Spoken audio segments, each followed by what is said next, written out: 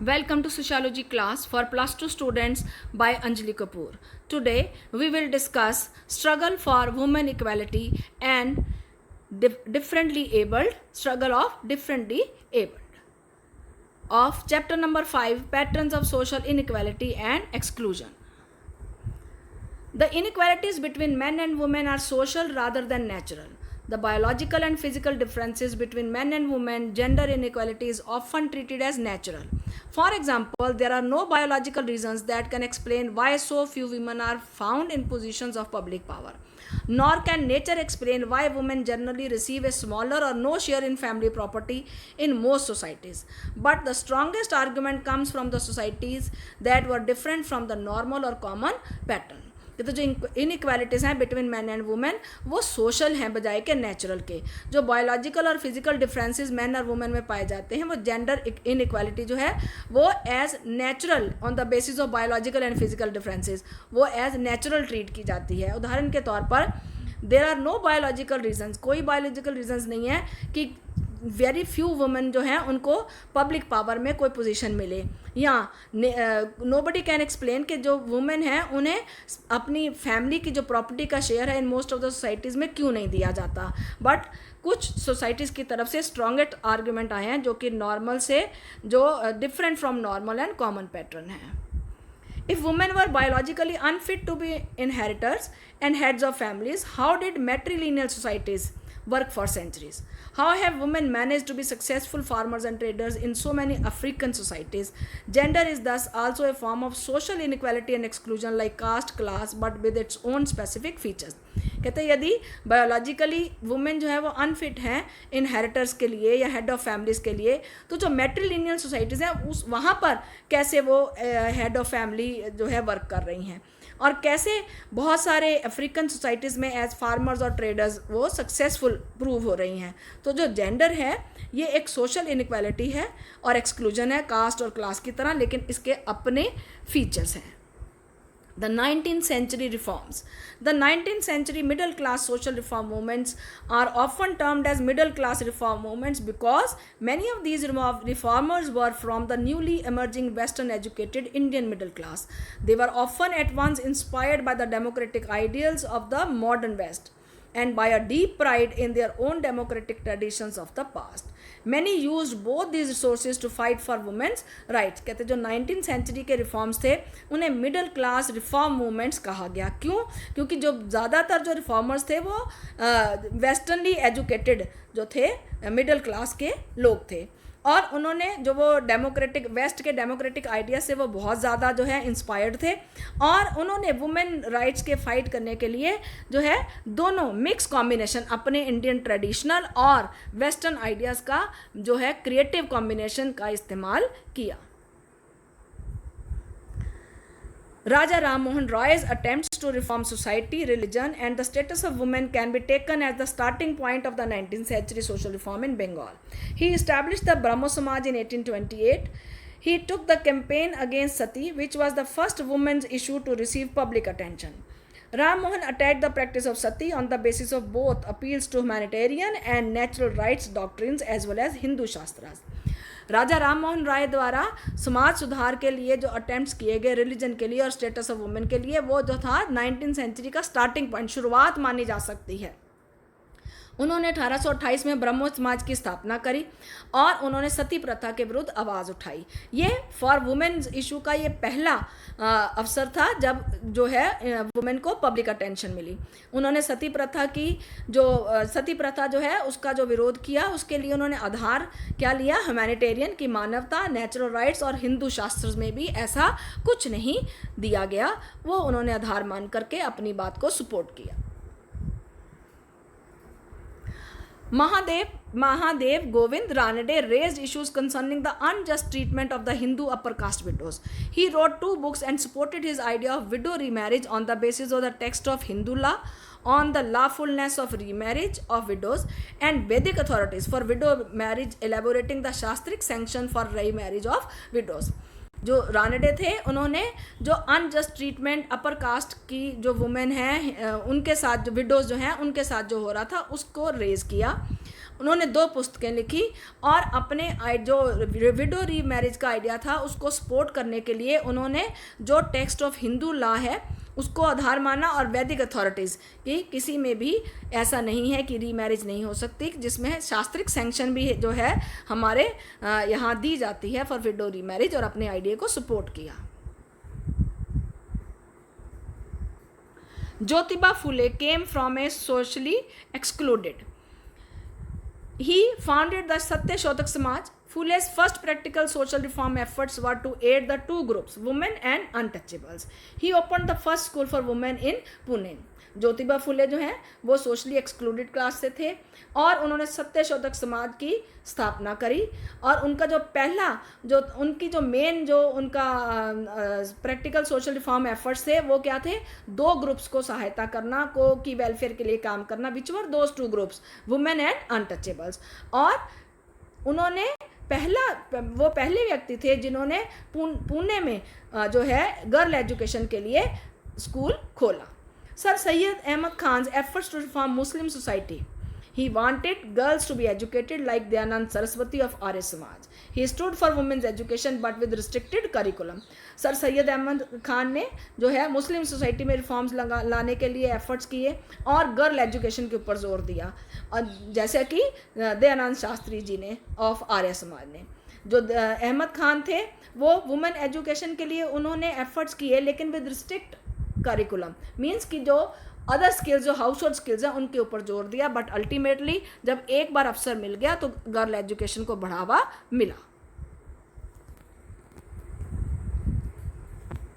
Now women reformers, the assumption that male reformers fought for women's rights was not true, कि अगर हम ये कहें, ये माना जाता है कि जितने भी वुमेन राइट्स के लिए जो है रिफॉर्मर्स हुए वो ज़्यादातर मेल थे, ये सही नहीं है। The most prominent women leaders doctor Annie Besant and Mrs Cousins set up National Council of Women in 1927 in Madras and decided to address issues like child marriage, widow remarriage, polygamy, dowry system, eradicate these evils in all India conference. During these campaign, 2 books came to light that were written by women.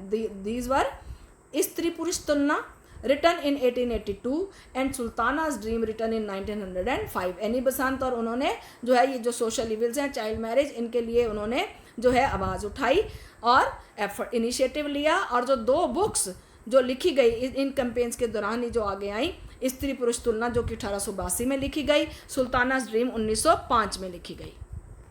The first book स्त्री पुरुष तुलना और comparison of man and women was written by Maharashtrian housewife Tarabai Shinde. Tarabai Shinde ने ये पुस्तक लिखी, क्यों? As a protest against the double standards of a male dominated society. तो जो हमारी इंडियन सोसाइटी क्या है, मेल डोमिनेटेड सोसाइटी है। तो ये पुस्तक जो उन्होंने लिखी उसमें क्या उन्होंने मेंशन किया, प्रोटेस्ट अगेंस्ट जो डबल स्टैंडर्ड्स हम मेंटेन करते हैं। हम कहते हैं कि हम इक्वल राइट्स दे रहे हैं, बट इन प्रैक्टिस इस प्रकार के राइट्स नहीं दिए जाते वुमेन को बहुत से। A young Brahman widow had been sentenced to death by the courts for killing her newborn baby because it was illegitimate, but no efforts had been made to identify or punish the man who had fathered the baby. Stri Purush Tulna created quite a stir when it was published. उदाहरण के तौर पर एक young ब्राह्मण window जो है उसे sentence to death जो है वो सुना दिया गया, कोर्ट के द्वारा फैसला ले लिया गया। फॉर किस लिए? For killing new born baby, क्योंकि वो जो था इलीगल था। बट जो उसका फादर था उसके लिए जो है कोई पनिशमेंट कोर्ट ने नहीं करार किया। तो जब ये पुस्तक पब्लिश हुई तो बहुत सी जो है उसमें केओस या कह लो या डिबेट्स जो हैं वो सोसाइटी में होने लगी।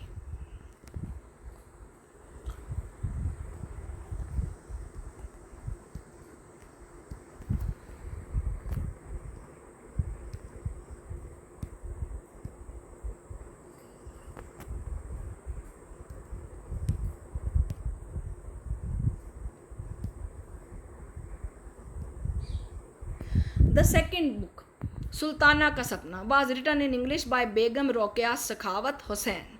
Born in a well-to-do Bengali Muslim, she knew Urdu and Bengali language also. This remarkable short story is probably the earliest example of science fiction writing in India and among the first by a woman author anywhere in the world. In her dream, Sultana visits a magical country where the gender roles are reversed Men are confined to the home and observed parda, while women are busy inventing devices that will control the clouds and regulate rain and machines that fly or air cars. जो second पुस्तक थी सुल्ताना का सपना उसका नाम था, जिसे कि बेगम रोकिया शेखावत हुसैन ने लिखा, जो कि एक बंगाली मुस्लिम थी और वो इंग्लिश के अलावा उर्दू और बंगाली भाषाएं भी जानती थी. ये जो स्टोरी थी ये साइंस फिक्शन का एक उदाहरण थी और among the first by A women, पहली औरत थी जिन्होंने ऐसा हिम्मत दिखाई एनीवेयर इन द वर्ल्ड. और इस पुस्तक में उन्होंने क्या दिखाया कि सुल्ताना जो है एक मैजिकल कंट्री में जाती है जहाँ पर जो मेल मेंबर्स हैं उनका रोल जो है वो उल्टा हो जाता है. जो पुरुष हैं वो घर के कामों में और पर्दा रखते हैं और घर के कामों में कन्फाइंड है, और जबकि जो औरतें हैं वो इन्वेंटिंग डिवाइसेस के ऊपर, क्लाउड्स को कैसे कंट्रोल करना है, रेन रेगुलेट करना, मशीन्स, फ्लाई, एयर कार्स, इन सब के ऊपर काम करती हैं. Now, the 20th century feminist movements. Apart from the early feminist visions, there were a large number of women's organizations that arose both at the all India and local levels in the early 20th century. Women's rights were part and parcel of the nationalist vision.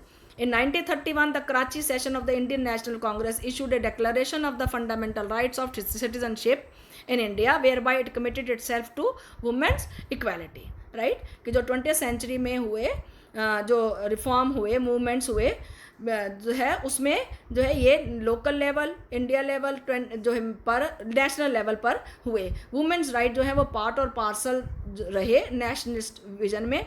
और 1931 में Karachi session जो था of national Congress का, उसमें एक declaration जो है वो फंडामेंटल राइट्स ऑफ सिटीजनशिप की डिक्लेयर की गई, जिसमें वुमेन्स इक्वालिटी के लिए कमिटमेंट करी गई. 2 decades after independence, women's issues re-emerged in 1970s. In the 19th century reform movements, the emphasis has been on the backward aspects of traditions like sati, child marriage, or the ill treatment of widows. In 1970s, the emphasis was on modern issues, the rape of women in police custody, dowry murders, representation of women in popular media, and gendered consequences of unequal development. कहते हैं 19th century में जो थे traditional जो aspects थी ना, उनके ऊपर रिफॉर्म्स मूवमेंट्स चले, जैसे कि चाइल्ड सती प्रथा, child marriage, ill treatment etcetera. And in 1970 जो एम्फेसाइज था वो मॉडर्न इश्यूज पे था, जैसे रेप, डॉरी, है ना, and empowerment etcetera. As we enter the 21st century, new sides of gender injustice are emerging. The sharp fall in the child sex ratio and the implicit social bias against the girl child represents one of the new challenges of gender inequality. तो जब हमने 21वीं शताब्दी में enter किया तो नई तरह की जो जेंडर इनजस्टिस हैं वो इमर्ज हुए. चाइल्ड सेक्स रेशो में फॉल होना, है ना, इम्प्लिसिट सोशल बायस अगेंस्ट गर्ल चाइल्ड जो था, ये न्यू चैलेंजेस उभर करके आए. The major issues of women's movements are, what were the major issues? Equal wages, welfare and development, equal rights, empowerment of women. So as with other social issues, the struggle is long, and the women's movement in India will have to fight to defend hard-won rights as well as take up new issues by their emerge. Now the next topic is the struggles of the differently abled. The term disability means any kind of impairment or permanent reduction in physical or mental capacity. The differently abled are not disabled only because they are physically or mentally impaired, but also because society is built in a manner that does not cater to their needs. कहते हैं जो term disability होती क्या है कि किसी तरह की जो है फिजिकल और मेंटल जो है डिसेबिलिटी. डिफरेंटली आज की डेट में डिसेबल्ड नहीं, डिफरेंटली एबल्ड टर्म उसको कॉइन की जाती है. तो वो डिसेबल्ड इसलिए नहीं है क्योंकि वो फिजिकली या मेंटली इम्पेयर्ड है, बट इसलिए है कि सोसाइटी उनको इस तरीके से लेता है, उनकी does not cater to their needs. In India, labels such as बेचारा, disability, handicap, crippled, blind and deaf are usually synonymously, कि इस प्रकार के जो है शब्दों का इस्तेमाल किया जाता है for differently abled people, which causes humiliation and insult.